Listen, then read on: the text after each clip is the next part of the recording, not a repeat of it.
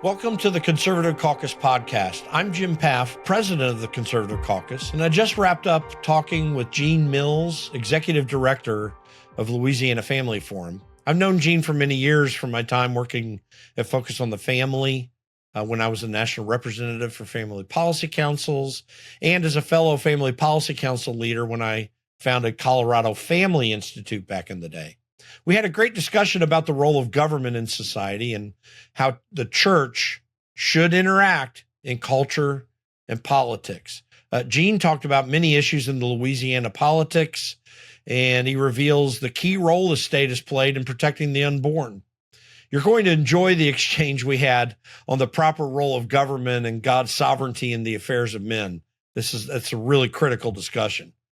Please take some time to go to our website, theconservativecaucus.com.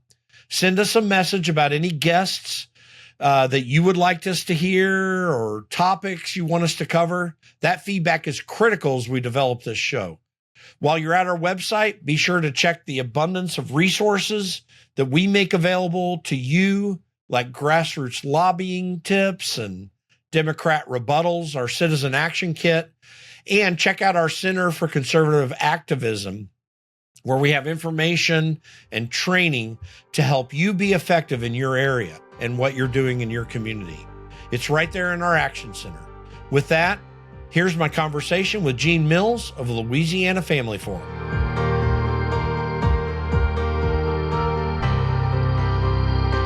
Well, welcome to the podcast. This is Jim Pfaff here with my friend Gene Mills, the executive director of the Louisiana Family Forum. And I've had a great opportunity having run Family Policy Council in Colorado and founded the Colorado Family Institute, also worked with Focus on the Family as a national representative for Family Policy Council many years ago. And it's when I got to know Gene, and he's one of the great leaders in the pro-life, pro-family movement that you don't hear about a lot because a lot of people aren't tracking state efforts until it just pops up in to the national scene. That happens a little bit more in places like Louisiana, where we get a lot of good stuff happening. But Gene, thanks for being on the podcast. I really appreciate it. Hey, it's an honor to be with you, and thank you for all your good work.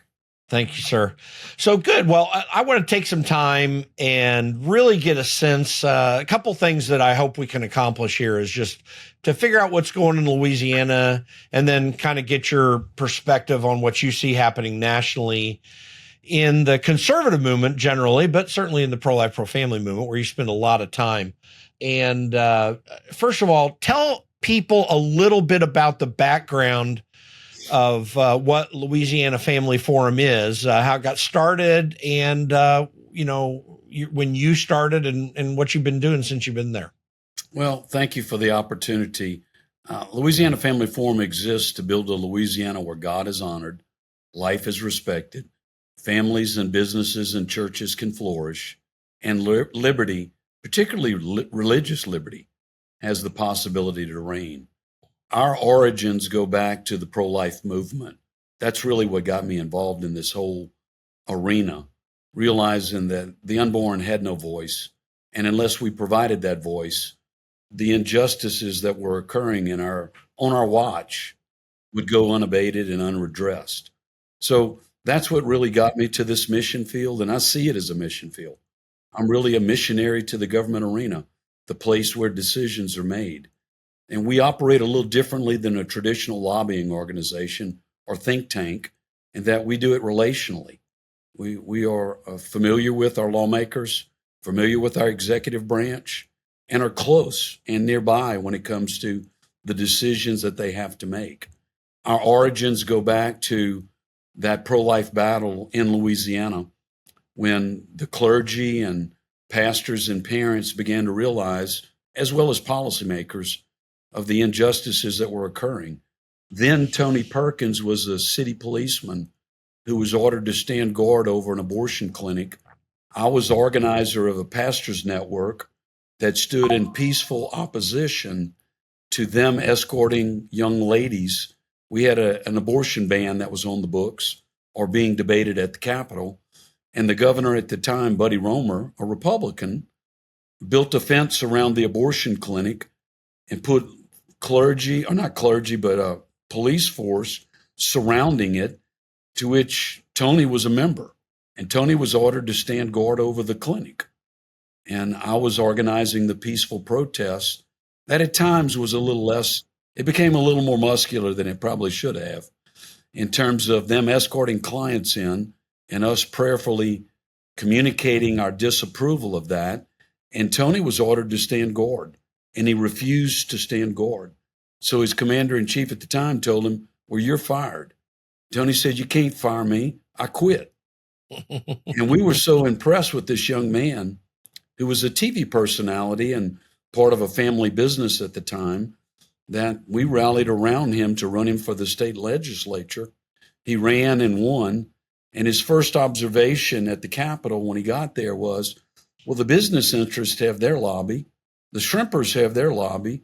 The attorneys have their lobby. Where is the voice of the church? Yeah. And that's when he enlisted my support in helping him to launch the Family Forum. That was 1997 and 98. That's when we began. You know, I have to say, so much of where we are in this country, and it doesn't get talked about as much like as we're recording this and in just the most recent years, Right. other than the Dobbs decision. But the abortion issue has really caused a major, major problem, not just in our politics, and it obviously is a really Right. big mess in terms of the way the debate goes often in the politics, but it's really negatively affected our culture as well, too. I think it's led in many ways, and maybe more than the Supreme Court prayer decision in 1963, to really break down so much of what was good about American society prior to 1973. I mean, the prayer decision was important because it took this fundamental understanding and at least recognition of God's authority over the affairs of men out of the schools. And that was bad enough. And it certainly had a major impact. I think the abortion thing has made it far worse because it digs deeply down into the culture in ways that are hard to extract. You've got women in this country, literally millions of them, who whether they support abortion or not, had abortions, and they're suffering on the inside in some way, whether they recognize it or not. We know the social science makes it very clear that suffering does happen. I mean, would you agree with me? This has really been such a scourge on our country that we still have a whole lot of work to extract out and bring some healing to. Absolutely. When the fundamental right to life is abated, there are no rights that exist beyond that. And the question of when life begins was what the debate was in the early 80s. And we understood through Bernard Nathanson, a former abortion provider, who then created a video that was called The Silent Scream, what actually took place in an abortion. And most people don't realize it. You just soon be talking about stock options. Yeah. As what transpires in the termination of a beating heart. And it was so compelling that it rallied the clergy to step forward and say, we got to do something about this. And I concur with you. If you don't get that one right, that's a basic building block. You're not going to get anything right. And there is a large scale disrespect for human life that used to not exist. We had a formality in terms of a residue of the respect for life. That has largely been lost in America today. And sadly, we have not been able to bring it back just yet. So tell me then, Louisiana has been one of the focal points at the state level for what takes place on abortion policy. Or the legislature, I mean, it's about as bad as any legislature in the country, Republican or otherwise. But nonetheless, it has been more willing to make moves towards restrictions for abortion. I think that's in large part due to Tony's work of initially and then yours taking over from him thereafter. Tell me about what makes Louisiana a unique state when it comes to trying to deal with this issue. And when I say that, in the background, I'm thinking, well, there's pastor and clergy situation there. Most people think of New Orleans and think of Bourbon Street, and Louisiana is really not Bourbon Street. That's a New Orleans thing. So you got, you've got an inset pastor and clergy that might be more open to it, and a Christian base there, whatever. But give a sense of what makes Louisiana so unique when it comes to this issue. Well, I think that's an excellent observation. Louisiana is distinctively unique, and distinctively Louisiana values are a compelling component of life in Louisiana. That was probably evidenced this past weekend when the LSU Tigers won the World Series of college baseball. And there's a camaraderie. In Louisiana, 60% of our population still attends church once a week. 60% of our population lives within 60 minutes of where they were born. The family unit is a cohesive unit. It's connected. Now, it's been splintered and it's been bruised, but in Louisiana, it's still intact. Not like it is in Utah. And I would say that it's largely because of that evangelical Catholic cooperative. That didn't exist before we showed up. When we showed up, we realized we have far more in common with our Catholic brethren, and they do with us, than we realize. And the evangelicals and the Catholics began to work together. And when they did, they realized the life movement, the Catholics got it right. And there was a lesson to be imparted in the concept of what one Catholic brother of mine who headed our Hippocratic Resource Council, was a physician in the St. Francisville area, would call one immortal cell. When the uniting of the sperm and the egg occurred, there was a thesis that right there begins not the cell division, but human life. And that is an immortal cell. It will live forever. That process of generating energy and generating life or the multiplication of the cell continues in your body today and will until the day you take your last breath. We realize there's something imperative about that. And our Catholic brethren helped us to unpack that. And that became a force when the Catholics and the evangelicals began to work together. Today, it's the Baptists, the bishops, and what I call the baker's dozen, because we've been able to expand that network, the other denominations that I have the opportunity to work with, and to bring to bear their pastoral influence in the place where decisions are made, while there's still a great respect for the church and this idea of a future state of rewards and punishments. That still is real in Louisiana today. They know it, not necessarily because they know their Bibles, though we've given them each a copy of the Bible with their name and their district and the state seal. And we're working to do that all over the country right now with a benefactor out of Lafayette who feels compelled to provide Bibles to every single individual, every decision maker, every lawmaker throughout the United States and then beyond. And we've been successful at harnessing that energy and allowing that pastoral influence to guide some of the decisions that are made, the most imperative being the life decision. And that's what I would afford our success has been to that component and the fact that the lawmakers, whether they can tell you where in the Bible it is, they know what their grandmother or their grandfather taught them. That respect that was imparted, that legacy that still is dear and it's near, and it's not hard to call it up. And when you're talking about things that really matter, like your faith, your family, and your freedom, there's a unity that crosses every line in Louisiana, whether it's political lines, whether it's racial lines, whatever it is. And it allows them to afford and to provide a voice where none existed before. I think you're talking about the unique Catholic evangelical partnership in Louisiana is really important. Now, I would say broadly across the United States on the life issue and on the family issue, there is a lot of cooperation that we see between Catholic and evangelicals where there had been such great division beforehand. But I do think Louisiana is particularly blessed with that from my observation as well as an outsider. But I'll give you an example. My wife ran a crisis pregnancy center in Bloomington, Indiana. That's where Indiana University is. Mm-hmm.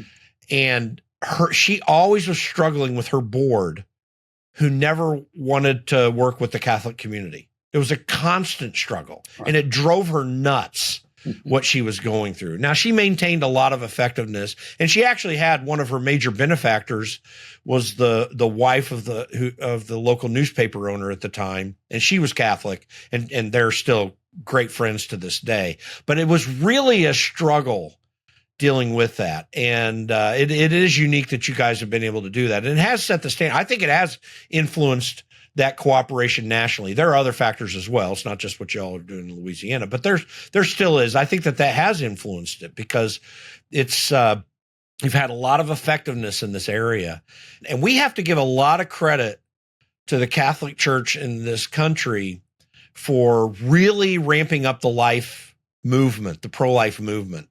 Evangelicals were sitting largely, not entirely, but largely were sitting on the sidelines in the 1970s.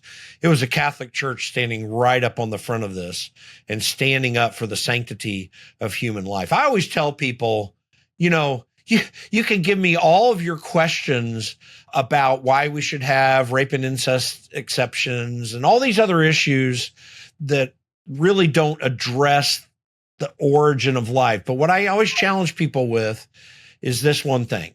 When that sperm and that egg connect, if it is unobstructed thereafter, then what's going to happen?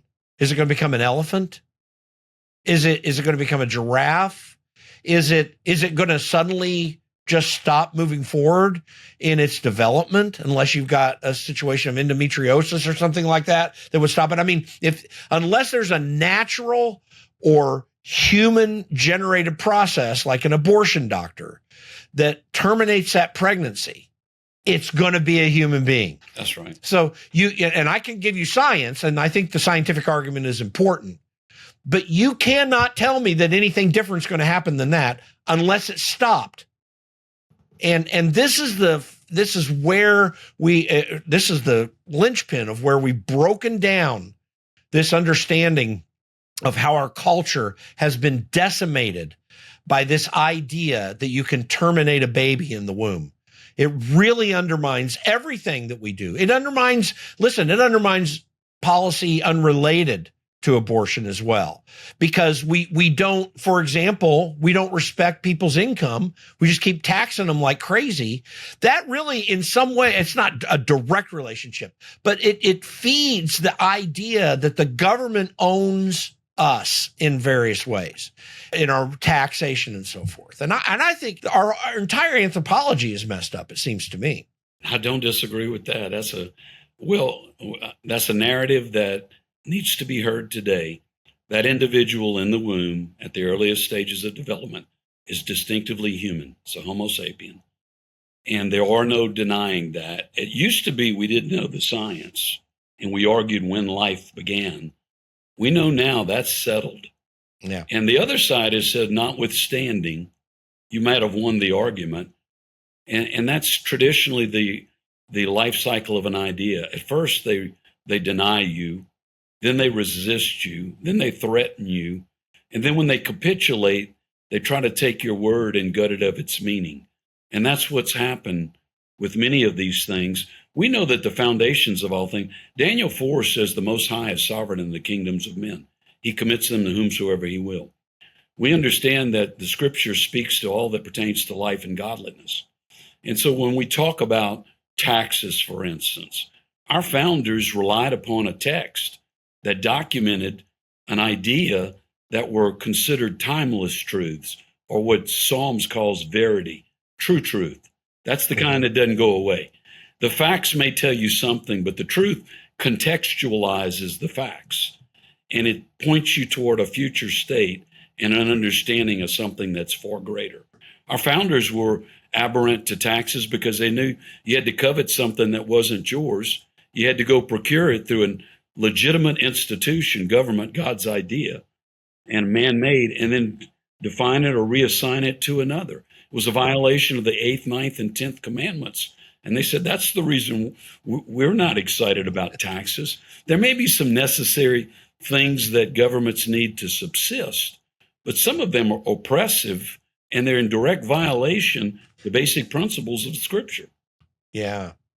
Well, and I think, I was looking up something here. I think for sure that we have both a need to understand the rational basis for these truths through science, which has proven itself, and through arguments like I just made, what's going to happen at the end of it. I mean, there's just, but we also have to understand there is a revelation of truth that has been granted to us through the scriptures to be able to put context on what we can rationally observe. Like, we're not into rationalism. We just, there are certain facts that lay out properly, and the premises properly put together help us understand the verification of that truth. But there are so many ways, and I'm glad you quoted Daniel 4, because I think that's a key scripture in all of our arguments. We have to understand that there is a God in the universe who does rule the affairs of men, to whom we must consult to understand the proper role of government, to understand the proper role of human beings in society, to understand our relationship to God and what that means, to understand marriage. We can't even understand marriage without that revelation. There, again, we can put a rational construct about how marriage works. We can consult the social research to see why marriage works. All of that is useful and helpful. But we have a design that actually works. And we need to consult that authority to be able to figure out where to go from here. This is like anathema to so many people in society. I spent 8 years working on Capitol Hill. And I say this, and I believe it to be true from my observation. I knew most of the professing Christian members of Congress for the time period that I was there, Catholic, evangelical. Right. And I tell people all the time, more than half of them voted like Satan. And why do I say that? Well, first of all, they're antinomians. They don't even know that we have a constitution there because they never consulted or read it to see what it says and to get ideas from it. But the second thing is this: they're willing to compromise on key issues that matter in God's eyes to gain other things, which is why we've had a consistent Planned Parenthood funding out of the federal government for all this time, for example, but many other items. Yeah. And we have to go back and consult this truth if we want to change our society to the good. And people get worried about the concept, say, of Christian nationalism. And I don't even personally like that term. I mean, I understand what it's trying to say, but it just confuses people because they don't understand what you're talking about. What that should be is what I'm describing: a consultation with truth. Yes. From Scripture, a rational basis for, and by the way, the Bible's entirely rational. No doubt. Like, but it is revelatory as well too. And we have to understand what that design is, and we need to consult it in society once again, or else we have constant breakdowns in where we are. And we've got a long way to go to get back to that, but we've got to have people who say they profess Christ in elective office acting like it. Yeah. And I'm very critical of that, and it's a concern to me. And Jim, I think you're spot on with the idea that Daniel 4 narrative aligns with the 1 Corinthians 12 narrative that talks about assignments. When he says the Most High is sovereign in the kingdoms of men, those are property lines. Property lines are something your listening audiences should understand very well. If somebody set up in your front yard and parked an RV or a trailer and said, I'm claiming rights here on this piece of property, squatters' rights, I think is what they're referred to. In Louisiana, they'd be met with a Browning or Remington, a little resistance. We understand property rights when it comes to our personal effects. What we don't understand is that all that pertains to God, to the earth and the heavens and the skies, they're actually his. The title deed is in his pocket. He is the author and the originator of it all, to which we will give an account one day. And I think when it comes to government, we have a very disassociated view that's disconnected from that construct. Look, government was God's idea. It can be mishandled when it's put in the hands of men, like Adam mishandled it in the garden. The keys were handed to him.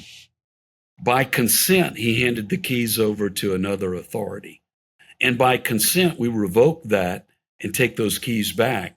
And that ability to operate under God's authority in a limited jurisdiction still exists with us. God creates self-government. We're going to give an account for what we do. That's the power to say no to the wrong and yes to the right. He's created family government. That's the role of the mother and the father in the home. And the basic building block of society, the family. He's created church government and he's created civil government. And each were designed to be a funnel or a safety net under the other. When self-government failed, there was family. When family government failed, there was the church. When the church government failed or was unable to get through to the individual, the civil government, in an act of redemption, would tell you or me, you have the right to remain silent. Anything you say or do may be held against you in a court of law. That was designed for redemptive purposes, not just penial purposes. So even in our form of corrections, we must understand there is a heavenly aspect or a principle that's to undergird this form of government and what it was designed to accomplish in the earth. And I believe it comes back to that idea of flourishing.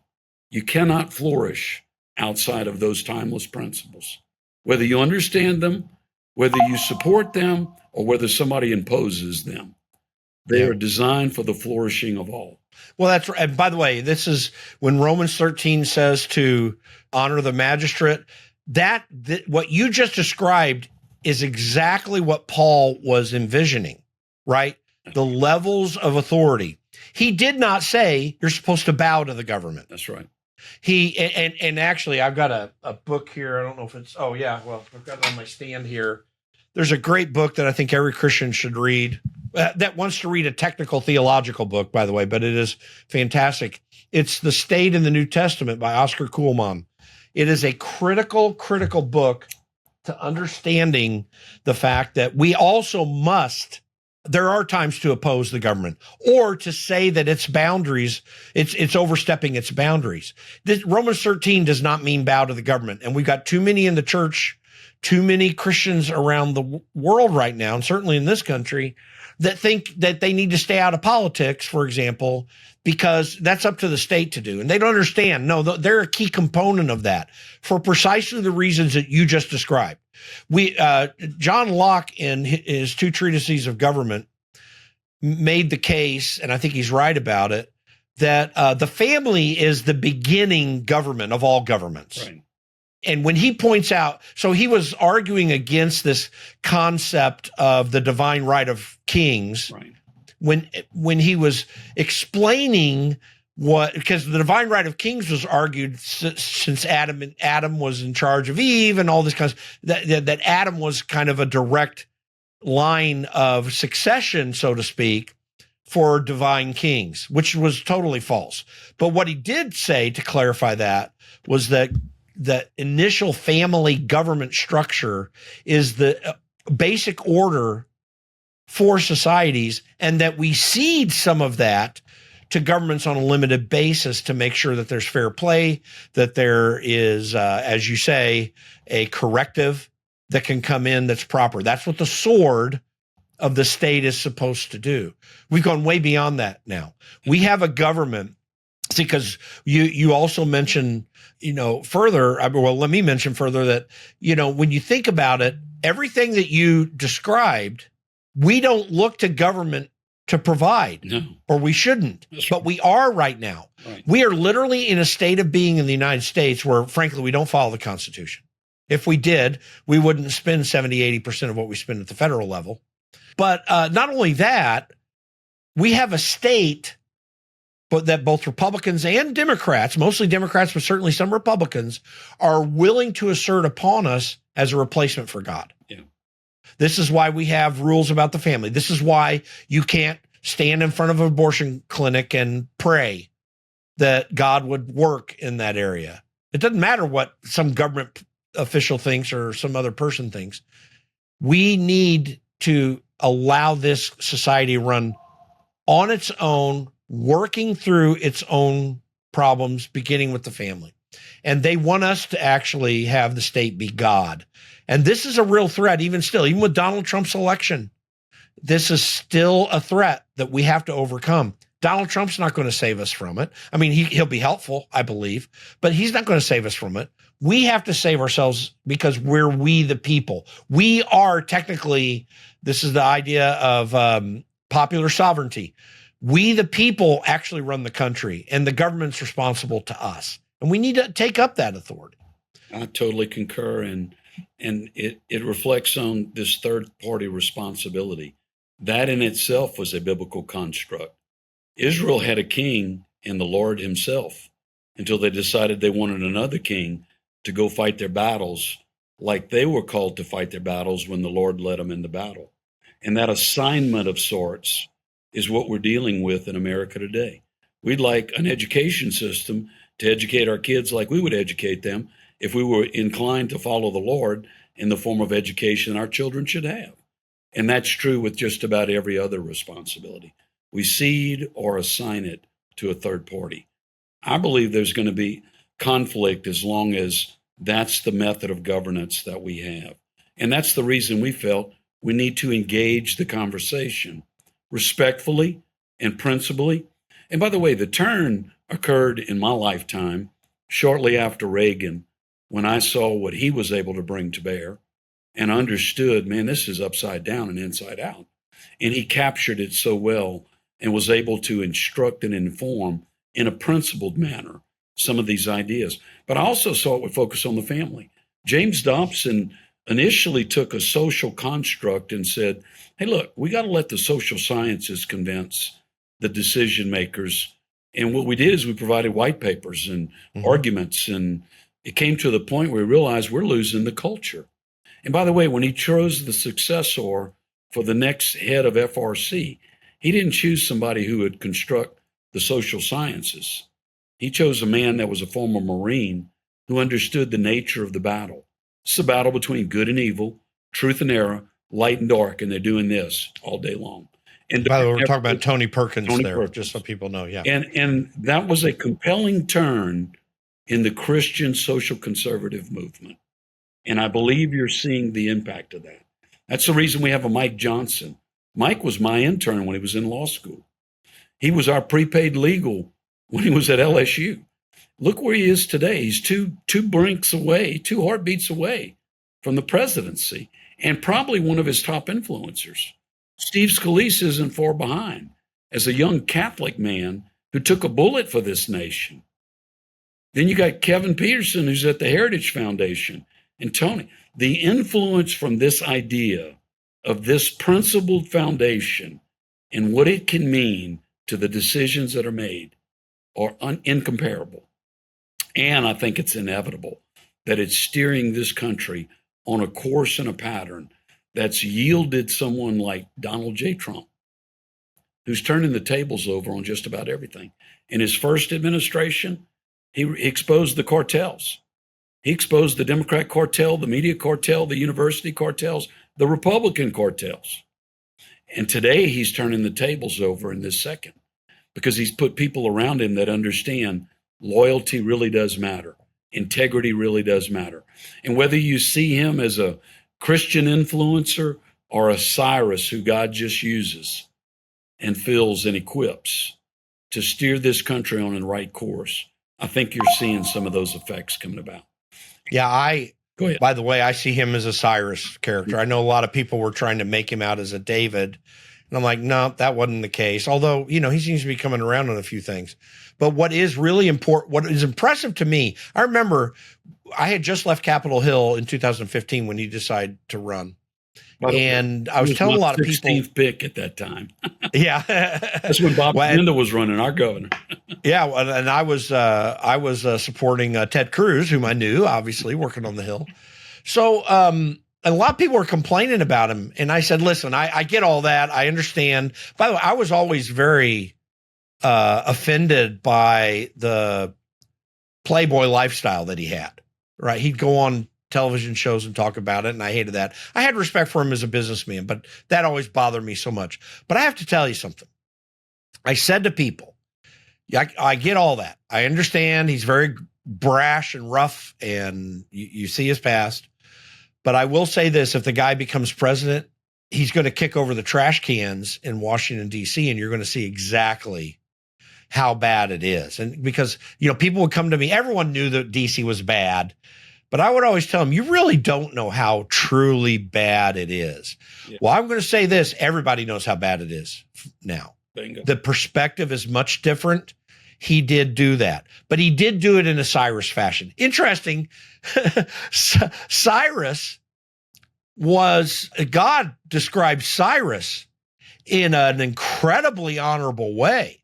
We forget that. I mean, he was a pagan king. I get that, but he was God's instrument. God said he was his instrument. So there's a place for that. Nebuchadnezzar too had the same thing.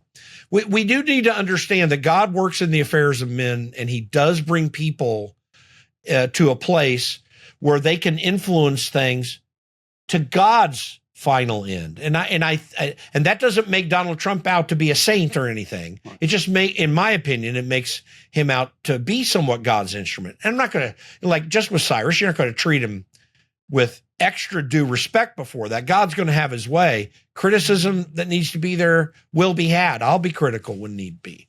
But the reality is that God's hand does move in the affairs of men. He is providential over the affairs of men. And we need God's hand to help us in this situation that we're in this country. I mean, because the church is weak, in my opinion.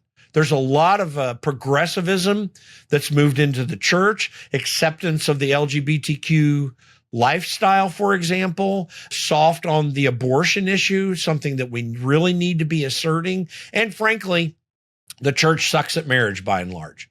We're not a great example. Overall, there are a lot of great examples, don't get me wrong, but there are a lot of really bad examples. And I have these people in this progressive church movement arguing that all of our philanthropy needs to go through the federal government, for example, and that if Trump takes away USAID money, then we're as guilty as the goats in Matthew 25 who apparently didn't feed the poor. And I'm like, no, that's an individual thing. This is not a government thing. We don't cede this to the government, and we have ceded it all to the government, and we need to change that paradigm drastically, in my opinion. And I think we need to do that. I concur. I think for this generation of young people, if it's legal, it's considered, it must be moral. And I think that's very detrimental. The law was designed to be a teacher. It was designed to instruct us of our lawlessness and correct it, and of the justice and mercy that God demonstrates simultaneously. He's neither just nor merciful, independent of the other. He's right. Both just and merciful simultaneously. And that instruction and that foundation informs everything that we do. So therein is the moral reason why. And I think that's what Dobson understood when he hired Tony. We have to tell people the moral. At some point, you got to get them the bottom line. The bottom line is there's a moral imperative. There are kingdom implications. And if you do not instruct in that format, you're not going to get the results that you need. Yeah. And by the way, mercy presupposes justice. I think we forget that a lot of times. Yeah. God hates sin, hates it. He hates it thoroughly. It is antithetical to him. He's entirely all powerful. The very fact that we're sitting here on this earth right now is evidence of his mercy, but it does not vitiate the fact that his justice still remains. That was what happened on the cross. If God didn't hate sin, I mean, to the point that the Greek word about wrath, the Greek word for wrath, describing God's wrath, is orge. That's the word that we get, from which we get the term orgy. And obviously it's not about sexual promiscuity. It's about the intense passion against sin that God has. It is he is violently opposed to sin, yet he provides that mercy.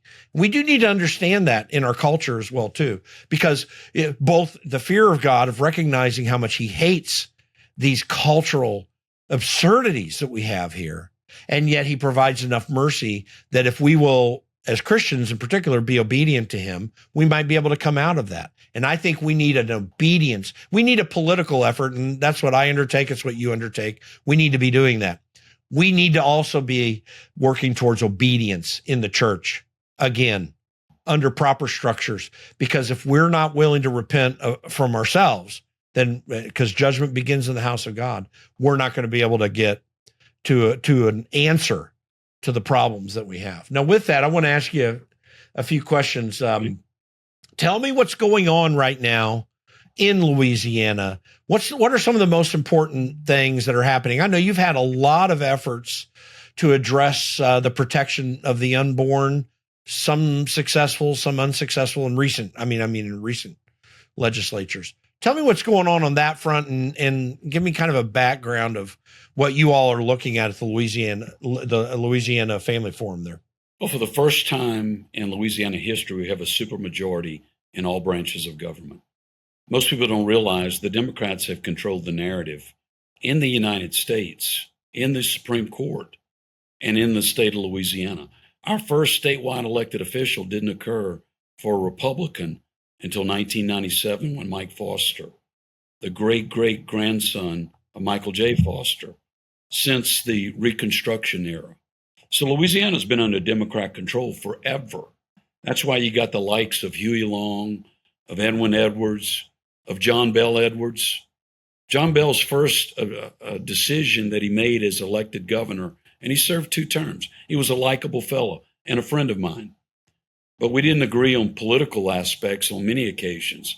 I gave him Grudem's book, Politics According to the Bible. It's a textbook manual of about 800 pages, a seminary level course. I said, this isn't an easy read, but if you ever want to know where we stand on an issue or the different philosophies and theocratic constructions around Scripture, consult this book on any given matter, and you'll know where we stand. Sadly, he didn't do that often enough. Still, we maintained a conversation. His first act was to take Forum for Equality, which is an LGBT advocacy group. They elevated sexual politics to the highest level. He put them on the 4th floor in his office, and he made sure that was embedded throughout state politics. So under the new administration of Jeff Landry, and full disclosure, my number 2 son, who's in special forces and a state police, married Jeff's niece. So he's Uncle Jeff to our family. But Jeff's charge was to turn the state around. That's not an easy task, because you got to go into that embedded democracy or bureaucracy and seed it out of every department. That's a long process. I think Trump has illustrated that very well. Just because they're in government doesn't necessarily mean they're good or they're here to help. Right. We are there for very different reasons. And it's a power-hungry animal that never says enough. But Landry has a 2/3 majority in each chamber. He's got statewide officials across the board. He has the opportunity to really change the dynamic of the state of Louisiana. And to his credit, he's moving in that direction. Our big undones or unknowns right now, because of our vulnerability to the storm issues, insurance happens to be the biggest issue. It's the elephant in the room. Businesses can't maintain adequate insurance rates. Personal injury claims are at a higher than any other place in the nation. That was the issue that captured the most recent session that just ended about 20 days ago. And that issue captured the heart, the mind, and the soul of the entire legislative process. Inside of that, we were able to do a number of things. We secured some 50 wins in the most recent legislative session, 5 losses. Our big bill is the App Store accountability. The idea that the most dangerous playground in America for a child is right here. And in order for a parent to have the authority to take on titans, tech titans like Apple, Google, or Meta, they have to have some tools at their disposal. So age verification came from Louisiana a few years ago. Representative Lori Schlegel worked to limit the amount of porn access that a child would be exposed to. The first age of general exposure to porn is somewhere between 8 and 10 years old because of these electronic devices, which, by the way, are neither inherently good or inherently evil. They're just a tool. They can be used for both. And she basically said, hey, Pornhub, before you can access Louisiana kids, you got to age verify. Pornhub pulled out of the state of Louisiana, and dozens of states are moving in a similar direction. Well, we promised to come back and to do with age verification on the app stores where access is gained and where billions of reasons are given to Apple, Google, and Meta to say, no, thank you. We don't want parents involved in this. We would like unfettered access to your children. Our assertion is there's no appropriate way to introduce inappropriate material to a child. Mm-hmm. And if it's a parent's responsibility, give them the tools they need in order to level the playing field. So we passed the App Store Accountability Act. It's sitting on the governor's desk. Tim Cook has called him. Zuckerberg's called him. They've shown up. They lobbied. They hired. They spent millions of dollars trying to slow this bill down. And still, Jeff's got to make the decision if he's going to sign that bill or allow it to go into law without his signature, or we might get a veto. We don't really know. It really depends on what they put on the table. And this arena can be very transactional. Yeah. No, there's, yeah. I lived in that transactional politics in Washington, D.C. This is my third round being up here, and it's really, really crazy. And that's good because, listen, again, back to the family issue, children need to be protected. I think we also need to talk to parents as well, too, because a lot of I agree with the legislation you're talking about. I think it's a fantastic idea. We also need parents to keep their kids off the dang phones. Agreed. Maybe when you're starting, although I still think it's a little early, but maybe when you're starting to get in the 15, 16 range, then you monitor it, you work with it, you let them get used to whatever. But you've got kids 8 and 10 years old with phones, and it's absolutely freaking crazy. And there's no reason for it. They need to be in books and reading. They need to be outside playing. They have no need for that. They don't publish books anymore. They give them tablets at school. That's right. Where they can continue this addiction. They can. We know it has a dopamine drop, not unlike what you get with cocaine or some other drug or some other addiction that children are susceptible to.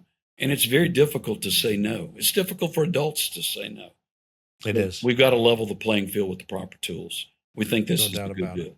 I want to ask you about, because this is something that I was working with for a little bit, talking to various states back in 2022 and 23 with my friend Tim Huelskamp, former congressman. How is the funding for Pregnancy Resource Center program going in Louisiana? I know that I was talking to legislators there about this a little bit because we were talking to folks in different states. There's programs that have popped up around the country, and Texas has one of the original ones that's been really successful. How is that going about? What are you seeing on the ground related to that issue? Well, we've secured $4 million additional dollars through the most recent budget decision out of the recent legislature for the Crisis Counseling Center. We realize they're the first line of defense. We have to keep them funded. We have a Choose Life license plate. It's a privacy plate. The funds are dedicated to the pregnancy clinics, the unwed mothers' homes, and the battered women's homes. And we think that that's an imperative. So we continue to fight for a very formidable pro-life response. We believe we can't just say no. We got to give them options and opportunities to come to the right conclusion and the assistance they need when they're in the midst of a duress situation. Have you been talking with some of these centers, and has it been effective? Oh, yeah. We got mobile clinics. Personally, I think the abortion battle would be completed in Louisiana were it not for Biden's mail-order abortions and Planned Parenthood scholarships to out of town. That is the big, wicked secret that's not been exposed, is that right now they're using the Postal Service and other delivery methods to get medications across state lines to a minor, often without a parent's consent. To address these issues in the legislature takes a lot of work. And one of the things that Louisiana Family Forum does is something called the 60-second brigade. Now, we're a grassroots organization, obviously, and we like to get people activated around the country. So I like to hear stories about anything that's effective. Tell me a little bit about this. It's prominently on your website there. What do you do there? How does that work? And what's the effectiveness been? So good ideas have a tendency to die an early death at the Capitol. Bad ones have a long life unless you intervene. And so for mom and pop, the only way to get them involved is to make it as simple as possible. So we built an on-ramp for the average citizen to let their voice be heard when the decisions were being made at a committee level. So the 62nd Brigade is designed to be an influence to the decision maker, the lawmaker, when the committee is hearing a bill. So 24 hours before a bill is heard it's on the agenda the following day in a particular committee, we've crafted a reasonable response. We ask our brigade members to personalize it and then to send it on to their lawmaker on that particular committee. And it's been a very effective tool to the tune of hundreds and thousands of responses. That's great. I think you can never do more good when something bad or something good, hopefully, but usually bad, is happening in a legislature than to get quick citizen response. I mean, the easier you make, the more invaluable. likely they are to do it. So what we try to do is make it dummy proof. We try to keep it easy. We're not asking them for a great deal of their time. I don't deluge them with my day-to-day responsibilities. I only offer them the opportunity to speak. Our purpose is to help their voice be heard. So we allow that to happen in small time release doses. I don't do it every day.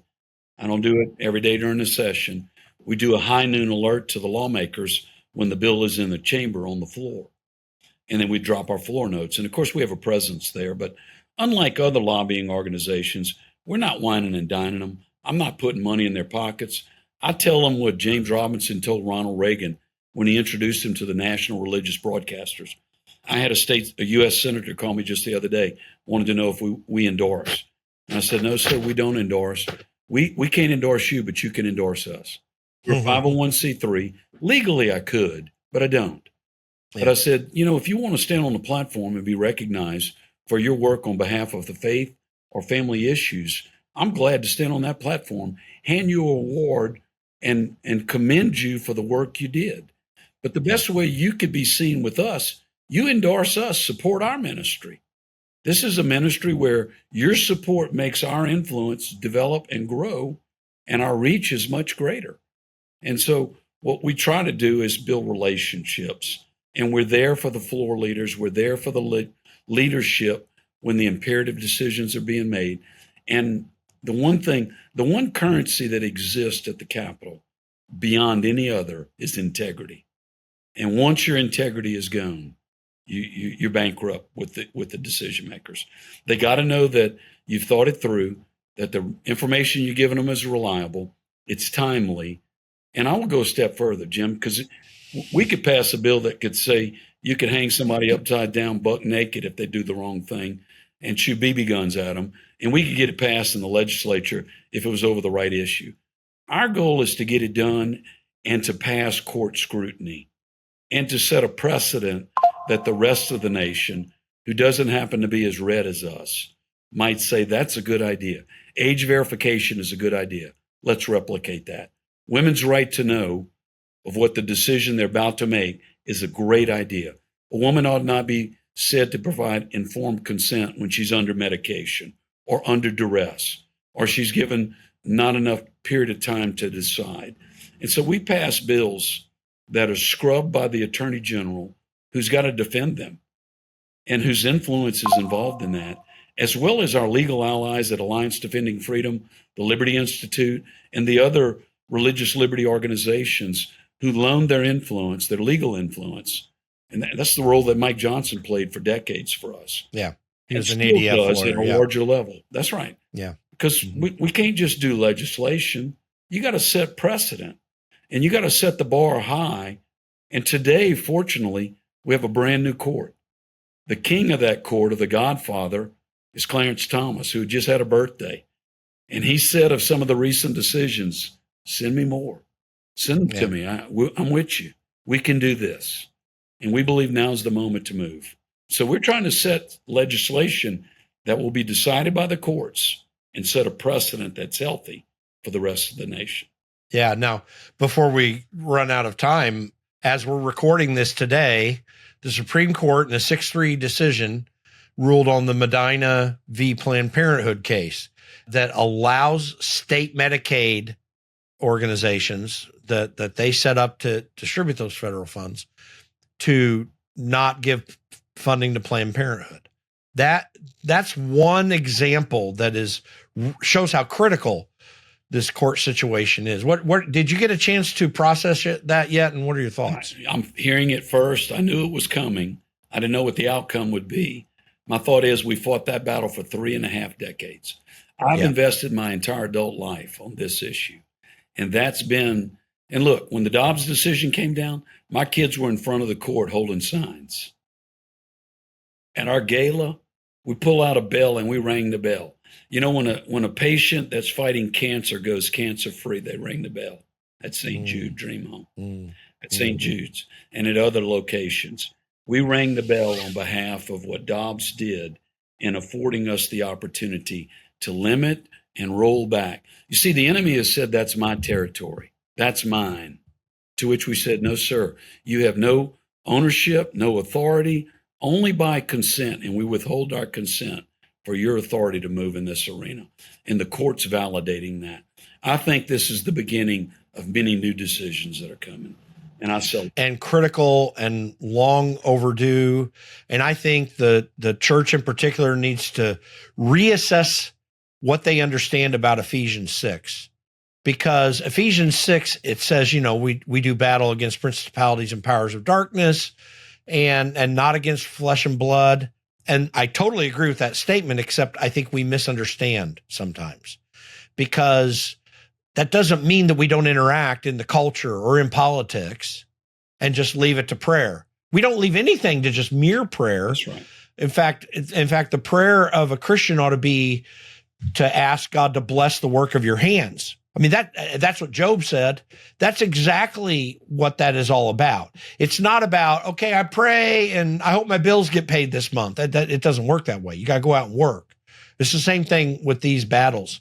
We pray against, because there is really demonic forces, honestly, that are operating in governments. It really does happen. We really need to pray differently and against those things. Why do you think it's called principalities and powers? Like, those are organized structures, right? However well organized from an evil perspective they're organized nonetheless on purpose. And we see them play out in governments all the time. And we need to be very purposeful about that prayer, but we need to, after that prayer, go and take action. And that's what people need to do. And you've been doing a fantastic job with that with Louisiana Family Forum for a long period of time. Give me some final thoughts on that issue as I close out with that issue, and tell people how they can get involved with what you're doing. Well, thank you, Jim, and I appreciate those kind words. Look, for me, as a young evangelical, I say young, I'm 62 years old.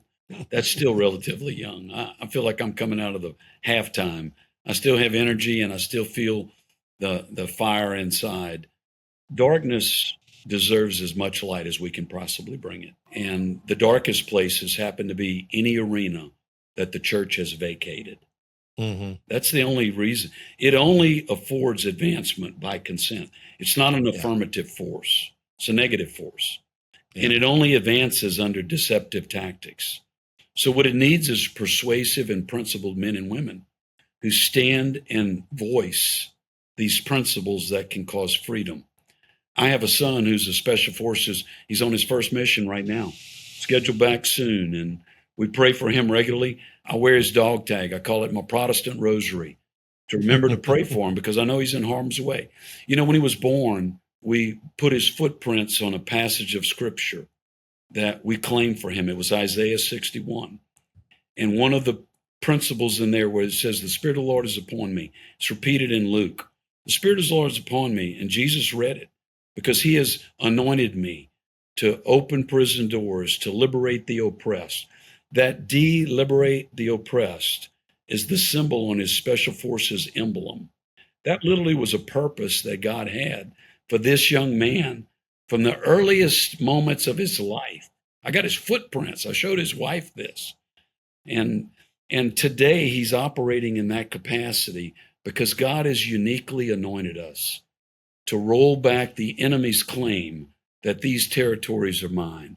Andrew Kepper said there's not 1 ounce of creation over which Christ doesn't say mine. Mm-hmm. And he's just bearing witness to a truth. It's a truth that's been forgotten. We call it self-evident truths. They're no longer as self-evident as they used to be. They need men and women to give voice It needs to be principled. It needs to consider our audience. You know, in the military, they teach you 3 principles. They call it fire discipline of a combat situation. Identify your enemy, aim your weapon, and fire. Because in a combat situation, that's when things begin to break down and people make bad decisions and valuable resources are expended poorly. If I had to transport that to our situation in the midst of this battle of life or for life, you got to identify your audience. You got to tell your story. That's how you aim your weapon. It's through communication. It's personal relationships, just like Christ did. We've got to communicate to our decision makers who often are not honored. They're excoriated when they make bad decisions. They're rarely honored when they make good ones, because the good people go quiet when they're happy. The bad people or the upset people are loud when they're mad. Mm-hmm. You got to identify your audience. You got to tell your story, and you got to ask for a response. And what I've done is those 3 simple principles, trying to encourage people to allow their voices to be heard, allow their distinctively Louisiana values to be brought to bear to our decision makers, who often share them, but are under great pressure to make other decisions, and then to surround them with prayer. The way that we could be supported, man, we covet your prayers. Louisiana's the testing ground. Louisiana's not a poor state. It's been poorly managed. We're filthy rich with valuable resources. We have interstate highways. We got the Mississippi River, which drains 70% of Northern America. We've contributed 1/3 of the continental territories to the continental United States. Louisiana's not a poor state. We put men like Mike Johnson, Tony Perkins, Steve Scalise, and John Kennedy, one of the most quoted men in the United States Senate. I can't quote him sometimes because my churches will get offended. But man, you think of the influence you can have if you figure out that that's what you put here to do. Open prison doors, open blind eyes, set at liberty the bruised. This is a target-rich environment. This is a great day to be alive if you happen to have some answers. And we do. We just got to communicate it. That's great. And give a website, any other things that people need to be aware of? Our one big project is the 10 Commandments Project. We got a lawmaker who's tasked us. The governor has called us and asked us to distribute the In God We Trust, which we did last year, to every classroom in Louisiana at no cost to taxpayers. When the 10 Commandments posters passed, we did the same thing. So we've covered 59 of 64 parishes. We got a ruling last week from a 3-judge panel of the Fifth Circuit Court of Appeals that had a Biden and Clinton judge or justice on there. And they ruled against us in the constitutionality of posting the document that's all over the Supreme Court, the 10 Commandments, or Moses, who appears 53 times in the U.S. Supreme Court and on courtrooms all across the country.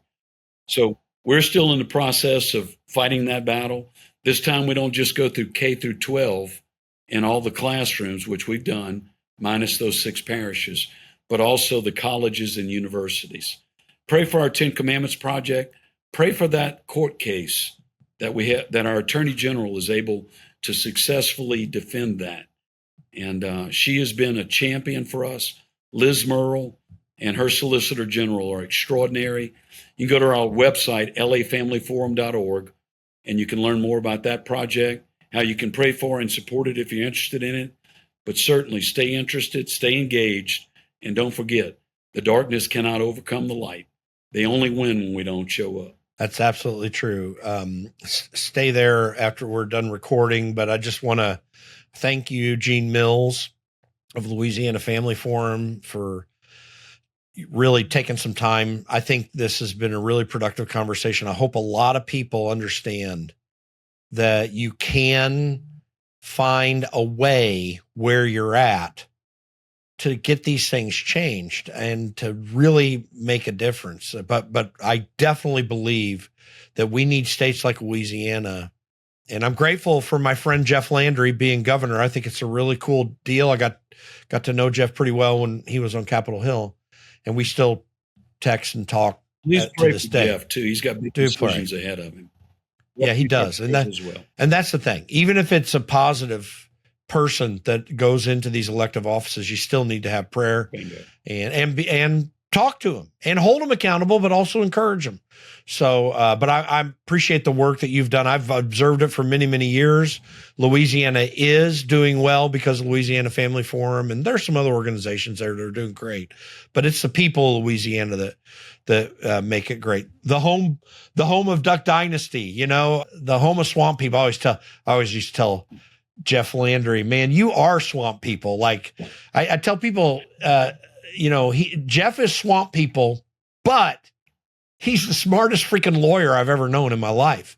And a lot of people don't know that about him. He's fantastic. So, but we're really praying and hoping for good things there, and glad for your leadership there, Gene. And thank you for taking some time to do this podcast with us today. I really appreciate it. Man, it's an honor. You keep up the great work, and let's keep being a lighthouse to this generation.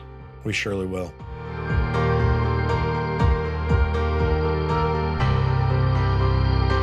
Before we end, let me thank you for listening to the Conservative Caucus podcast. Be sure to check our show notes for any information about our guest and links to our organization and what we're doing. As we develop this show over the coming weeks and months, your feedback's critical, so please give us your input and any suggestions for the show when you contact us at info@theconservativecaucus.org. That's info@theconservativecaucus.org. And if you like what you hear, please be sure to click like and subscribe on the video platform or podcast app you're using to listen to this episode. Also, would you take some time to share it with a friend? And they may be interested in what we're talking about here, and we'd love for you to share it with them. And make sure to go to theconservativecaucus.com to sign up for emails, and take a moment to go to our blog as well and learn what we're doing right now. Thank you for joining the Conservative Caucus podcast.